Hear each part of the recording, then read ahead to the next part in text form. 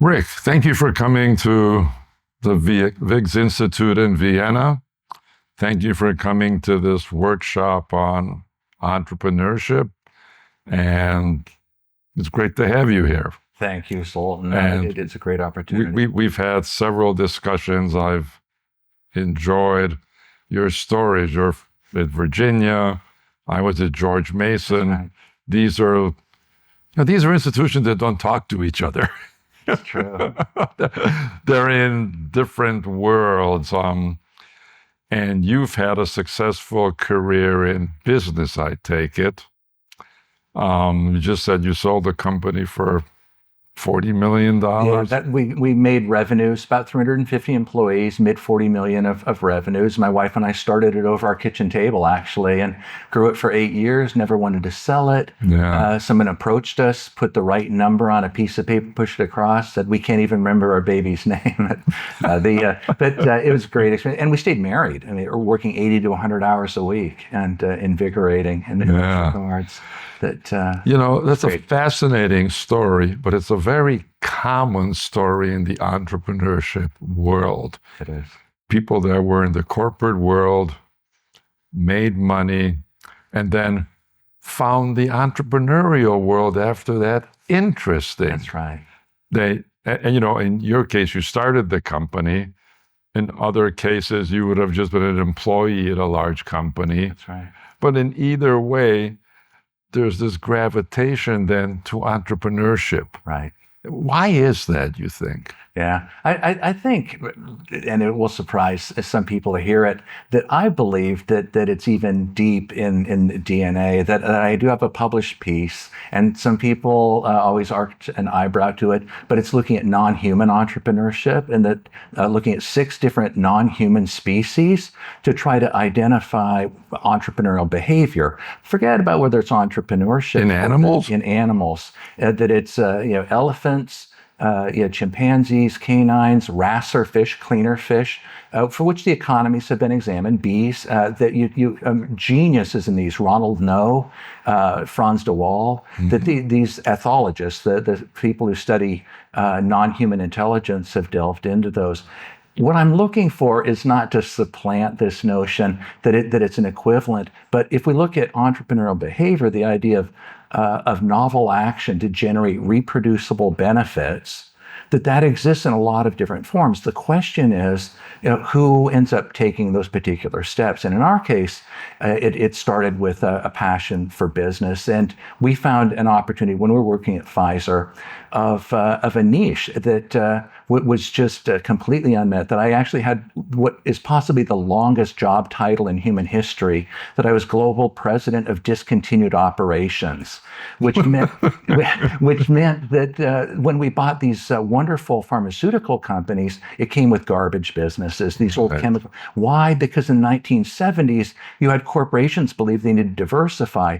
Well, what is less elastic than novel human therapeutics? That it is the most inelastic thing imaginable. So we buy these, and so they were in asbestos quarries, caffeine facilities. One was minerals technology, and my job was to dispose of all 17 businesses. We had 3 of them that ended up having public offerings, most strategic sales. 2 of them, nobody would buy. And so we had to clean them up. It wasn't our mess. It became our problem.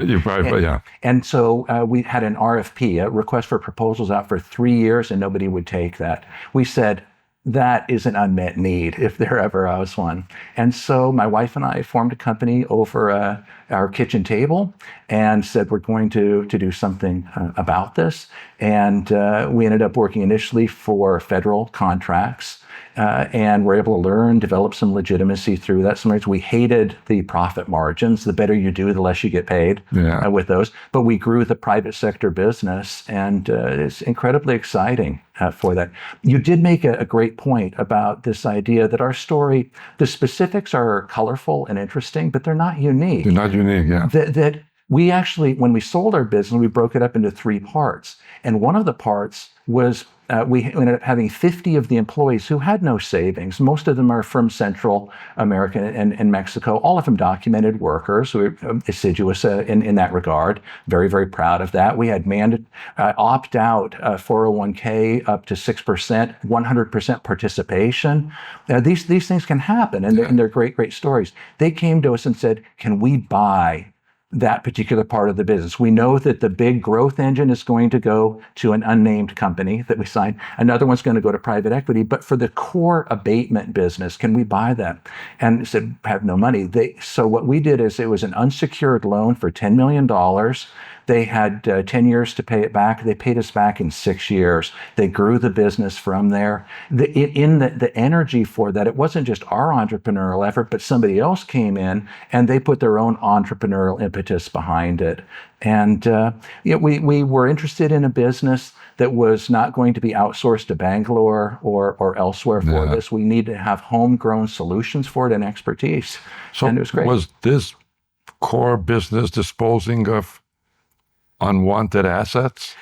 No, a good question. It was that in this case, it was unwanted liabilities, that it was customized environmental services. Okay. And so we developed proprietary methods to clean up sulfuric acid damage, because anybody was allowed to pollute the United States if they're mining gold, whether they found it or not, and for some time. And then eventually went into customized environmental industrial solutions. The big way that it exploded for us is that one day there was a company called Advanced Energy. They brought over a box that was covered with colorful Korean stamps. And we had 2 daughters who desperately wanted the stamps. And so we got them.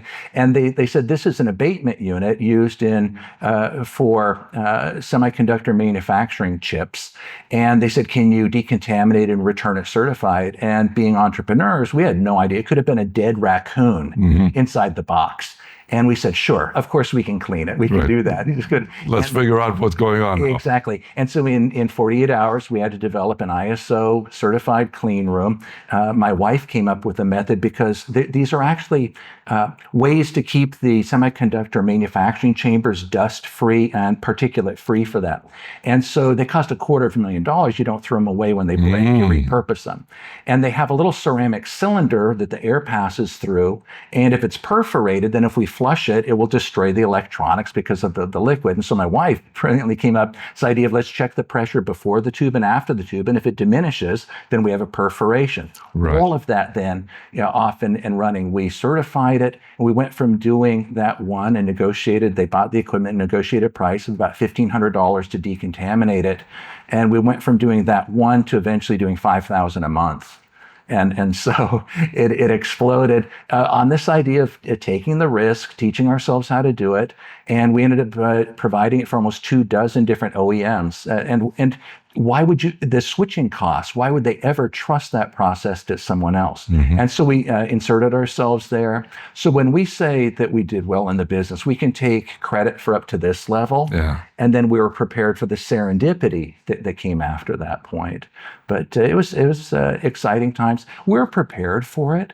That one thing I would mention to this is there's a huge amount of theory and research looking at ideation, especially with AI, that AI is going to level the playing field, and with generative AI is at the end of the ideation as the differentiator between entrepreneurs. And I'd say, of course not, but it does shift the onus more and more to execution risk.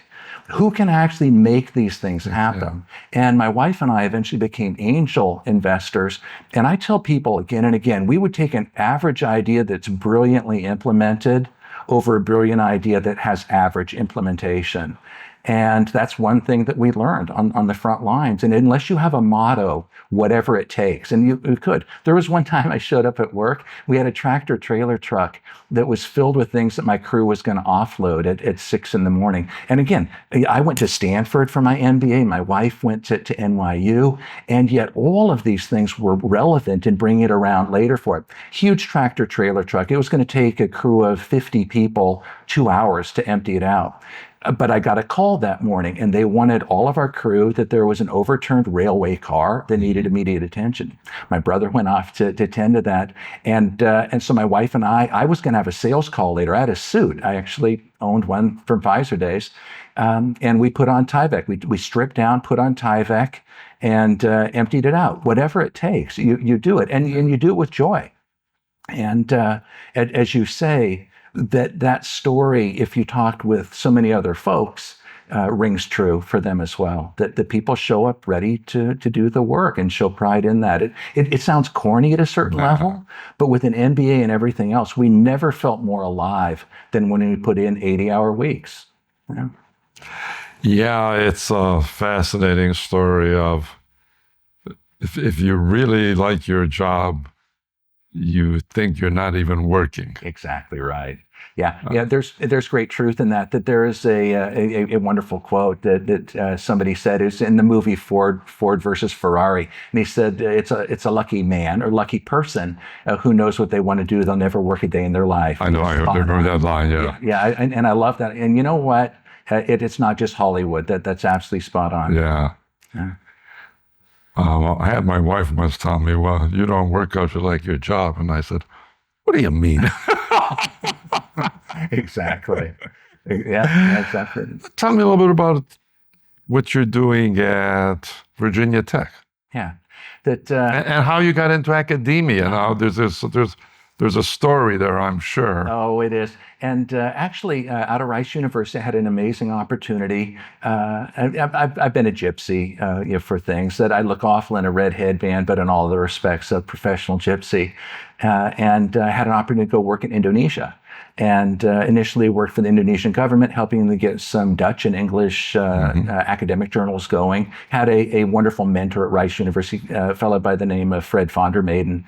Made the connections. I had to learn Bahasa Indonesia and signed on the dotted line that I would only speak that for 16 weeks at Ohio University. But went and while I was there, I was hired to work for a Boston consulting group, and so I had some consulting experience in the background. But I kept putting off that coming out of Rice, I had an offer to study for a PhD in sociology at Harvard, and eventually they said use it or lose it. And I was raised in a relatively poor Western Montana family. You don't say no to money for more education. And so I skirted on back to Cambridge. It's a wonderful couple of years. I did my coursework, passed comps, and had my dissertation proposal approved. And then I took another consulting job. And the idea was that during weekends and evenings... You do a dissertation on the weekend, which doesn't work. It wasn't. It was utterly delusional. I know. But nobody told you that. No. Well, and some of it was hubris. But some of it, too, is I think I was testing the marriage between me and the topic.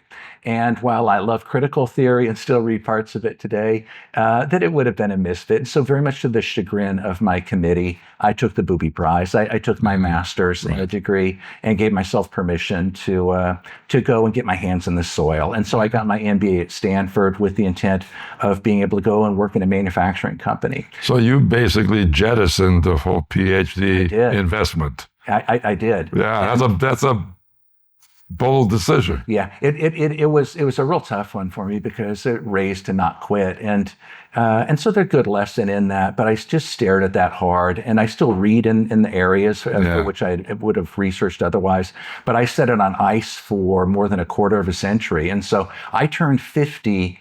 The day after I started a PhD program, and it was at the University of Colorado in Boulder, where we were living at the time. So it's good. Plus, they were one of the leading schools early on with Dale Meyer and others in terms of. Dale was a good friend of mine. Yeah, and Larry Plummer comes from there, I think. He sure does. Yeah, we actually called it the Colorado Mafia because James McMullen was there as well. Candy Rush. I mean, you just start ticking through them. And, no. It was one of the early successful schools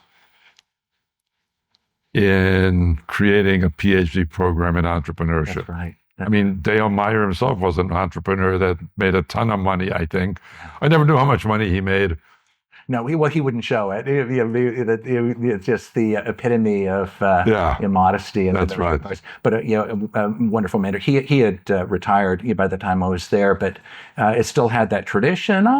It's U-turned a little bit from parts of that, but it was a great place to be. And so I got the degree, and I certainly, folks said, "Oh, so you want to teach?" I said, "Of course." I work hard to try to be a good teacher. It's important to me, but I'm getting this because I want to do research. And they said at 50, and how does that work out? And I said, my wife's trying to get an MD. Yeah, so 50. I'm the weakling here. We are out of the box, to use that. Yeah, exactly. Yeah. But you turn the page, another chapter. There's a great book now, and I should remember the author's name because it impressed me. It said, what if we all start living to 100? How do we start thinking about career differently, and how do we think about college degrees differently, and the purpose of universities differently and of course there's business models and all of that. This is a huge topic now that's underappreciated, understudied, but longevity is becoming. And see, there were people that always studied aging.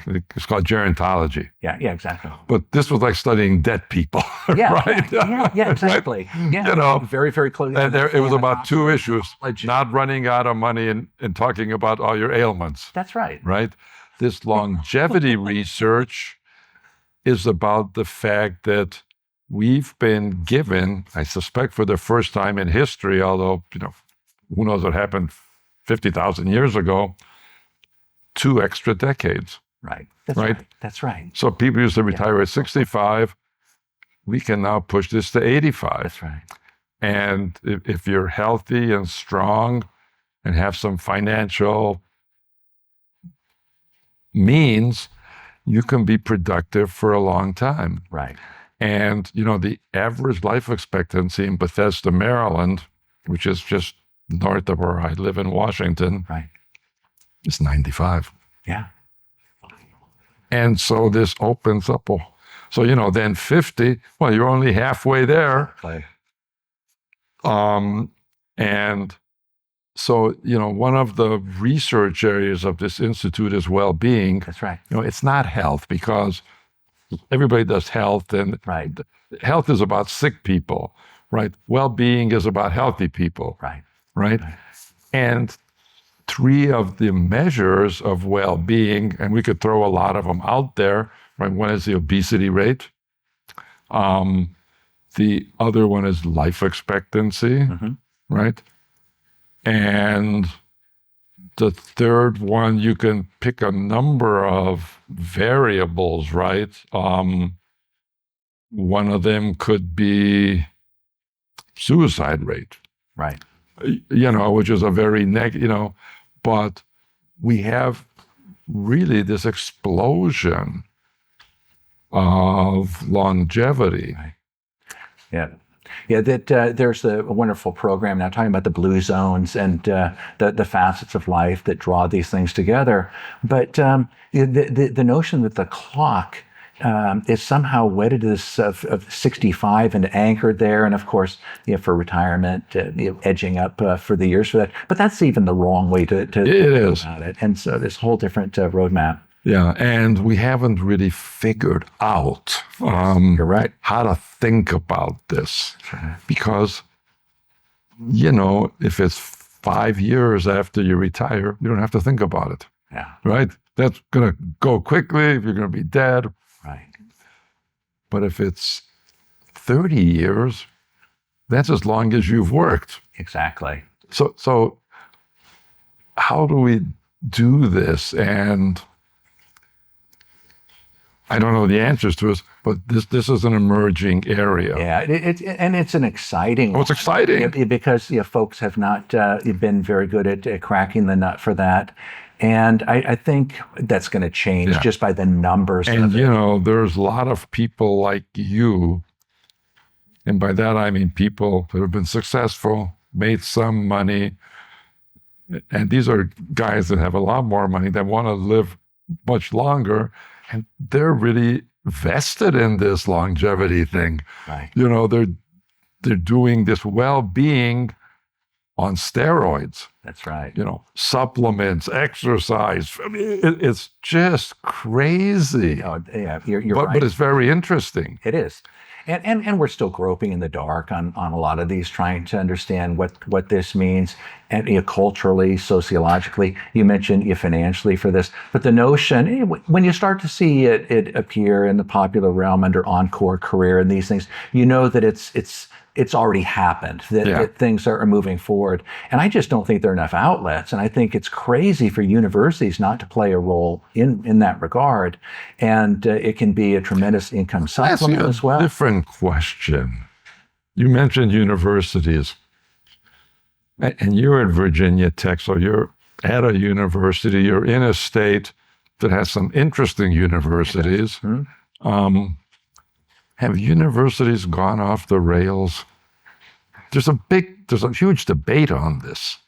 It is. They've lost their focus, their understanding, and it's not quite the topic we're on, but it's a good one. But it's a good one, and there's been a backlash emerging to try to right-size them or refocus them from how they got lost. You think there's anything to this? Well, for anybody who says it's much ado about nothing, that is part of the problem. If those words tumble across someone's tonsils, that's just cluelessness. I think that part of the problem is of their own making, but I also think some of it is shifting sands. That the idea that that we have 6,500 undergraduates in Pamplin College of Business, it could be double that if we didn't limit the size. It has 8,500 students in engineering school, and so between those two professionally oriented programs. What's the first one? That's the business school. The business school, Pamplin College of Business. And, but that's not what a university is ostensibly supposed to be. Yeah, right. And so I think that we're undergoing, a cultural transition. I do worry that part of the reason is backlash. It's not the fault of a university, and it's not necessarily good for society, but it really is an epic struggle that people want to be. It's the consumerism society now has us focused on not creation, but consumption in so many facets of our life. Yeah. So we have a fairly narrow occupational role, and then we consume all of the rest. We had a presentation earlier today of this great session that you have facilitated throughout of looking at rural entrepreneurship. Well, the folks that I know and still exist today, that they actually are the epitome of an entrepreneur, but it's a portfolio. They do 6 or 7 very cool things all as part of their life. And so, for instance, somebody might use part of their land for grazing or crops, and then part that they can't use, they'll rent to a neighbor for hay. Mm-hmm. They'll put their nuts and fruit on a roadside stand on an honor system for people to leave money and take it. Somebody who's facile with mechanics will fix tractors during the winter. That you don't have to tell these people to be entrepreneurs; they've always been entrepreneurs. Yeah. And of course. We have a good scholarship that takes a look at facets of bricolage and improvisation in rural areas for this. We have Aldrich, who has looked increasingly at, and Frederick Welker at everyday entrepreneurship in parts of this. And, you have all of those facets. And I think that with universities, that they are being forced into more of a vocational role, and departments and departmental structure was set up more. That people always think that American education is based on UK because of the language. It's not. It's based on the German system. German model, yeah. And the idea of faculty governance. And I don't think faculty, this is the weird thing. I believe in faculty governance, and I think that it's created a tremendous amount of ingenuity and knowledge building, knowledge creation, economic benefit from all of those. But they are not good change agents for the crisis they're facing right now. And I would follow that up. That partly led to this is that faculty governance is expensive in terms of the individual faculty's time. Right. It's not something you spend 5 minutes on, right? And faculty were guilty of neglecting that gift that they were given of faculty governance, right? And so the university is faced with this, so we'll just hire professional people. Right. And we ended up with this, and then those administrators bring their own values and their own projects of how they think the university should work and what it should be. Right. And then the faculty says, well, we don't want to administer, we don't want to teach, we just want to do research. Right. Leave us alone. Yeah. And you ended up with this bifurcation. Right. And how we get back to something that is functional with faculty, and I don't know. But I think these are the things that happened. That's right. And then this led to a huge crisis that now for every faculty you have an administrator. Yeah, exactly. On average, almost. Right. Yeah. And that was what students were expected to pay for this, right? Yeah. And so what'll happen? The United States is a different industry for higher education than many others. You have a huge swath of a remarkable set of universities. You were at Middlebury, but you take a look at the ones through the Midwest that folks aren't as prominent. The Knox colleges, the Coes. Yeah. That really important part of the cultural fabric of America. Some of the great thinkers went through, not just the Oberlins and Kenyons and these, and a lot of those have enough endowment that they'll get through it, but others won't for that. And part of it is due to the things that you're mentioning. But the way I put it perfectly, you're the economist in this discussion. And so what I would say on part of this, that I've always told folks that if in the 1970s, and I was actually old enough for that to have worked out, if there were two things that I could, in retrospect, create a synthetic derivative product for, it would be education costs and healthcare costs. If I could have created, not just in companies, but a synthetic derivative product, like we saw later, of course, in the 90s, Enron and things, but that if you could create a derivative product for those two, they went up so horribly. There's no place to run and hide in healthcare and education from the fact that it went up many orders of magnitude greater than inflation. Part of it is this bifurcation.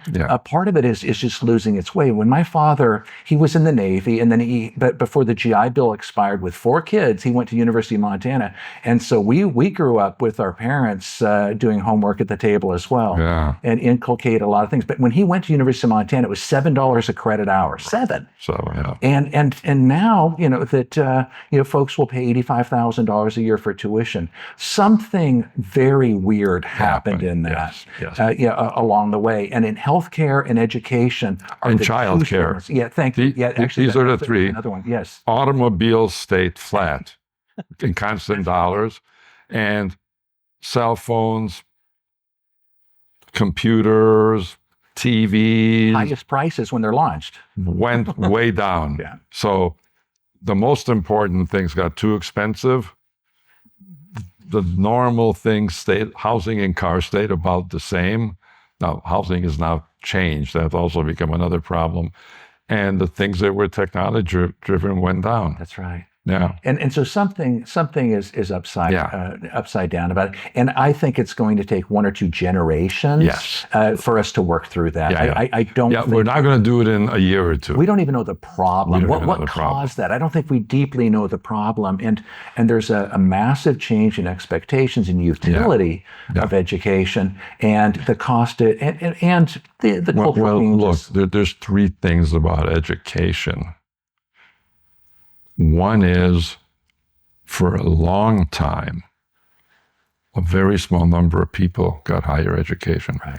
In my lifetime, finishing high school, back in the 60s, it was how do we eliminate the high school dropout, right? And that was a big deal, right? Small numbers went to college, and they were either people with means, or people went to colleges like state colleges that were not expensive. Right. And as long as this was 5, 10 maybe 15% of population, we could afford it. Right? When we tried to send 70% of people to college, we can't pay for that out of taxes. Right. So now we got a problem. Then the schools piled all this other stuff on that we just talked, became horribly expensive, and the model just doesn't work. It doesn't. And I think that the media campaign against universities is misdirected, because I think it's 20 to 40 years for us to try to work through it. It's got to be collaborative. I don't like the idea that early stage research is messy. In fact, a lot of companies get out of it. The pharmaceutical industry has not had the R part of R&D in a very long time. Right. It's outsourced for it. When I was at Pfizer, I worked in corporate strategic planning and licensing development, and there was a sea change in that to say the smaller live genome understanding companies could develop the compounds. Very interesting. There was an interesting article in The Economist. It's actually in this week's issue that I found fascinating. It's about this college pay. And they took students over a century. I don't know how they got but anyway, got a sample together. Yeah. And they broke it into rich and poor kids. But they just took the bottom 50% and the top 50%. So not rich, but you understand what I mean, right? And they did it in 1900, and they did it in 2020. And here's what was fascinating. I found it interesting. In 1900, the rate of return on college, I guess the compounded annual rate of return was 10%. It was the same for rich and poor kids. Interesting. So if you were a poor kid from Montana and can get to that state school, you worked hard, your rate of return was the same as the kid that came from a much better family. That rate of return today is still 10%. But for the rich kids, it's 15%. And for the poor kids, it's 5% or less. Interesting. Now, what happened? Right. This is now a $64,000 question. And then they had another chart that showed majors, right? Computer science, computer engineering, right? And all the way down, liberal arts and education. And what the data shows, the rate of return on computer science is 15%. Right. And the rate of return on education is 5% or less. So, and then they said, and a lot of the poor people today go to either community college, which in itself isn't bad, but it has its issues, or these for-profit schools. Right. And what did they learn? They learn these things that don't have any real skills. Right. And so that created a horrible problem. And I said to myself, I know the problem now. Right? The lock on the university to make a decent return on that investment is calculus. Right? And the key to the lock is algebra. Interesting. Yeah. Right? And you understand this because, right? And many of the kids today that we, right from the lower end that we admit to college, can't do algebra. That's right. They can barely add. Right. And so that's fascinating. Yeah, it was really, really. I sort of knew this, but these guys did this. It was just amazing. No, and those are the break points that algebra is where it becomes mathematics. It's arithmetic up to that point. Up to that, just. And then it becomes true mathematics with algebra, the abstraction. But the ability to put it in play is to differentiate and integrate, and then that is going to be a gate. That's the gate. That if you haven't had the AP, you haven't it becomes the gate. You can't do any of those things that have a higher rate of return, right? It's I'm sure we poke around. It's a flawed but intriguing, well-framed debate to delve into. That's a great way to put it. Yeah. So what are your thoughts on where these entrepreneurial support organizations are? Is this a really interesting area? How much are you engaged in this? What's your thoughts on? I think that it's a problematic area to delve into from a scholarly standpoint, because there are so many different flavors of ESOs, and it is very, very far from a one-size-fits-all. And it's not even that a solution that's worked for 4 or 5 years continues to work. That you'd mentioned in a great session earlier today about the watershed moment in 1976 when they announced that it was the coming age of the entrepreneur.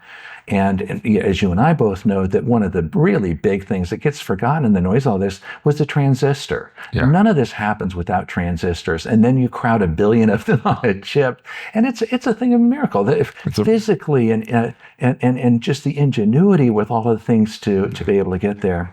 And ESOs and their ability to be able to influence those areas, that now that the transistor and the miniaturization and what they've been able to develop in those regards, that it moves more and more of the innovation.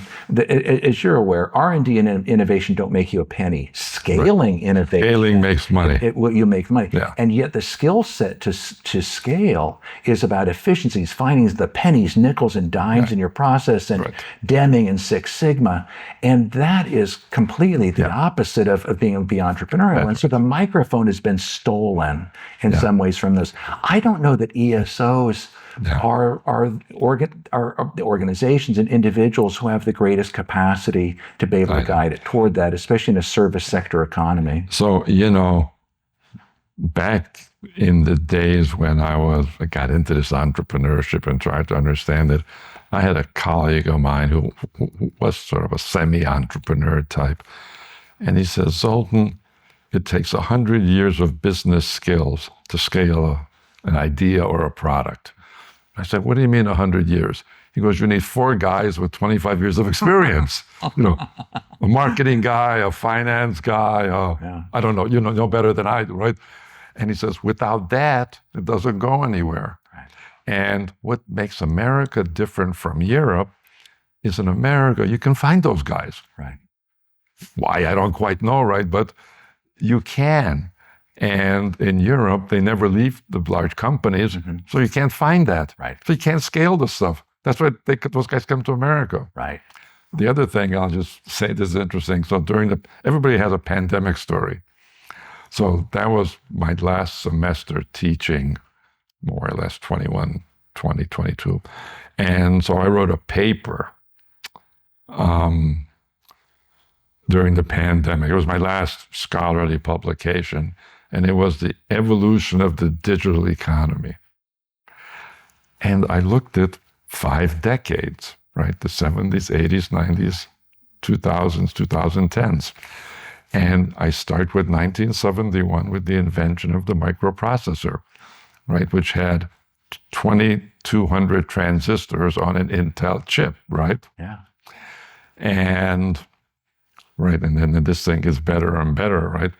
And then so the 70s was about the microprocessor, right? And the first product that gets put into is the calculator, right?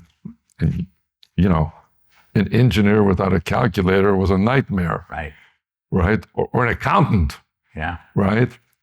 And then in the 80s, we get the PC, that the chips got better, right? In the 90s, we get the internet and the World Wide Web, right? In the 2000s, we get the smartphone. And in the 2010s, we get cloud computing and the big data revolution. But it all starts with that chip. Yeah, exactly right. Oh. Yeah. The one thing that concerns me about part of with the ESO, and I don't mean to be dour about it, that there are amazing men and women who are doing great things to be able to both instigate, to be able to help to foster an entrepreneurial mindset, and then be able to, through mentoring, shepherd things along with it. My concern a little bit is what I would call the professionalization of entrepreneurship, and especially through the lens of the venture capital model. Venture capital and getting first-time funding, even, it goes to about, in the United States, and I beg your pardon for being a little bit Amerocentric, but a little over 1,000 firms every year get first-time funding. It's an alpha tail event. And so the norm is by other means. I'm an evolutionary theorist. It's a theme that runs through all that I have, and I'm a real believer in what I call rainforest logics, and that you want mutations. Most mutations, and by that mutations for ideas, and frankly, you want biological mutations as well. Most are not selected for survival. They shouldn't be. There's not a good fit, environment, idea, business fit, or even biological fit, but some of them are. And the ones that fail still enrich society. You've added decomposition to the soil and things. And so in Brazil, you can go to the rainforest and clear it off for mining or agriculture and make a ton of money for 5 or 6 years. But now this soil that used to have this green canopy is exposed to the sun, which it's not used to, and it becomes concrete. I call it the desertification of certainly the rainforest, but even I worry that when there are pat answers, there is a company, and it's edgy to come at it, but it's called EOS, the Entrepreneurial Operating System, and it's a franchise. They now have hundreds of franchise holders around the United States who own a territory, and for $45,000, you put up a shingle to give advice to entrepreneurs. And the skepticism isn't that some people won't benefit or get an idea, but the idea is this homogenization, desertification, and that what makes from 76 and even before that onward, and this idea of 2,200 transistors onto the chip and the explosion that comes to that is rainforest logics. It's not this pre-programmatic element. You want something that's generate mutations. That's my fear. I believe that 99% of AI is going to be beneficial, but it will become a utility. That we act as though it's brand new. We've never been through this again. And some of it's true, some of it's nonsense. If it's computation or solving complexity, AI is vastly superior. You look at chess or Go or anything else for these. But if it's equivocality, if it's true Knightian uncertainty, what we call a priori irreducible uncertainty, or as Knight called it, pure indeterminism, then an AI it ain't gonna help. It's a little bit of an coin toss. And so at that point, you want to have, as we say, whether you think of entrepreneurs as a scientist, which is a movement I'm not keen on for a bunch of reasons that are a long conversation, versus improvised jazz, which one, if you pulled a rubber band from that pole to get to entrepreneurship, well, I would bet on improvised jazz and the rainforest logics. And not because each failure leaves an individual worse off. They get education, they're learning effects, and we know that. But society is much better off with mistakes. So the individual is worse off, society is better off. Exactly. Great. That's a great place to end this discussion. Well, Thank you very much. It's been a pleasure. I It appreciate was you having me. fascinating.